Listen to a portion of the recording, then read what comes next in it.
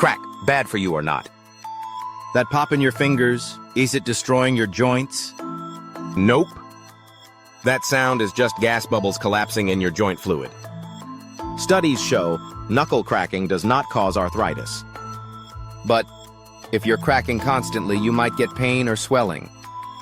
This is not normal cracking. It indicates an underlying joint issue.